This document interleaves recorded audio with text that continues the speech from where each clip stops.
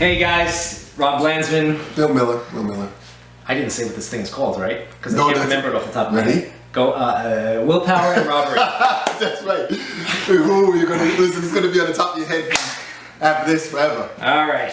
So today's topic: creating an arsenal of Ad-Libs. Now, I, for one, love Ad-Libs. Love them. I hate them. And let me tell you something. I've never, when William doesn't use the word hate very often, he just loathes them. And every fiber of his being. But let me explain why. And then we'll explain what we do here. Yeah. So you ever watch live TV, I guess, when there's a lot of singers and they're on stage and they're singing, and I think this happens when you're doing something live. You want to get the best product you can get. Yeah. And usually Ad-Libs, some people do them in the middle of the song, a lot of people do them at the end of the song. But when you're live and you're feeling the moment, and I don't feel the moments that often, but when you're feeling the moment, you feel like you want to go into an Ad-Lib. Some people get it dead on. Other people, they kind of get there and then they make it, and then some people just never, ever get there. For me, I feel like I'm one of those people, and I might be right, I might be wrong, but I feel like I get there gradually. I don't actually start off with the ad-lib, and I just don't like that. I just don't like anything that is not perfect. Now, some people feel the music and they feel the way the song is going, and so the ad-lib doesn't make so it doesn't matter so much if it's not technically in key.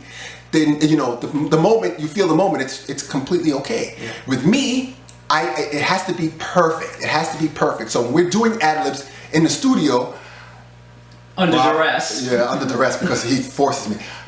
He'll tell me, we have to do an ad-lib at the end of the song, or someplace he just says, throw in an ad-lib. Yeah.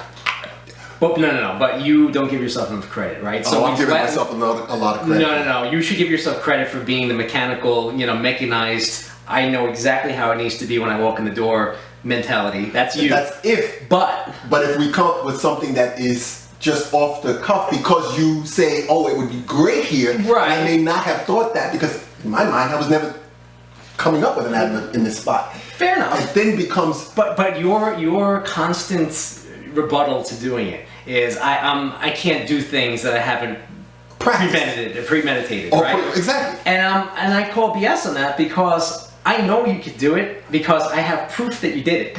And I know it's hard for you to digest that fact, but the point here is, you may think that you're bad at something as a vocalist, right? Yes, that's true. You probably would not have done ad-libs if it wasn't for me prodding you to Absolutely not. Now, again, when we get into the specifics and we start going to the songs and we start pointing these things out, you'll see, in my opinion, that they fit so perfectly that sometimes there's two different kinds that I view what we did. One was, you came in here, you were mechanical, you knew exactly what I wanted to do, you sang it.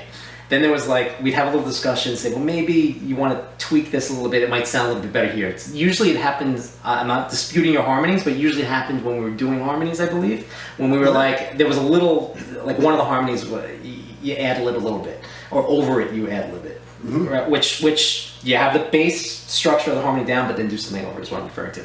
The other one is when you're ending a song, and there's a lot of repeats, and we'll get into how many times you repeat things in dance music, because damn, I just can't have just one thing after another exactly the same. I've got to stick some stuff in there. So sometimes I say, well, just get in there, get your ass behind the mic, and give me 5 minutes of just do things. And that was traumatic. So much. He was traumatized. I mean, really traumatic for me, because to do something that I didn't plan on it, it's almost like I can't come up with anything different. I sang this, okay, now I got to do 4 more minutes of the same thing, and I got to do something different. Right. It's really, really tough. I mean, it's really tough. I am not disputing the fact that it's tough. But I had to keep convincing you that you could do it. Absolutely, because that was one of those things that sometimes you come into the studio and you're like, all right, I know what I'm doing, and then there's other times you come into the studio, oh, I know what I'm doing. Oh, but now you got to do something else. I've worked with singers that I know I wouldn't even bother asking. It's like I knew that they would implode if you were. Well, thank you for not ruining my carpet, right? Exactly. But it is an important part of song construction, right? And we're going to get into how you take an original and do you copy, for example, ad-libs that were in an original.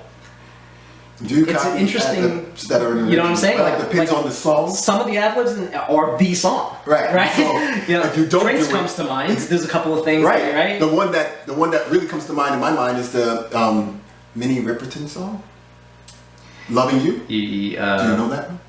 Yes. See, he doesn't know it just because. Listen Put to me on the spot. So sing it for me. You're the vocalist. I couldn't sing that. Oh! I couldn't sing that. I know it's just. See what I have to work with? What does it sound like? I don't know. Well, can you sing it? No. No idea. Okay, I'll get right on that. All I can say is that song. There's a very high note that she sings in the song. It sticks in your mind. You have to do that. Right. If you as a vocalist don't do it, you kind of do a disservice to the song completely. Right. There's one part of the song. That's part of the song. You could sing that song all the way through beautifully, just like she sang it. Yeah. If you don't hit that note in the song, and I'm sure everybody who's watching this, if you know anything about that song, you would know. And if you don't, it's Minnie Riperton, "Loving You." But there's a high note. She's like a songbird, almost like Mariah Carey, but even higher. Yeah. And that particular note in the song, you've got to sing it. If you don't sing it, you just ruined it for everybody because almost everybody's listening for that. Even if you're redoing it in a different genre, and even if you're basically turning it into something completely different, you have to do that stick to note. your guns to do that. You don't have to do it, but it's just like if you people are going to be expecting. They're going to expect it somewhere in the song. They're going to expect it. And we're kind of drifting from the ad-lib state a little bit. But when you think about something like that, just because I distinctly remember, one time when there was a high note in one of our songs where you hit it and you hit it right. You hit it. I didn't have to kick you or anything. You got it. But we used it a few times in the song. Right? It wasn't, it's like, okay, you build up to this one spot where everybody expects it to be, and you did it, but then we maybe did a couple of repeats of it somewhere, or faded it in the background, and you play with it, which the point. Is fine. And the other thing about that is, sometimes you have to also know, and I think you've made that a point, that it's okay to take an ad-lib rather, and copy it.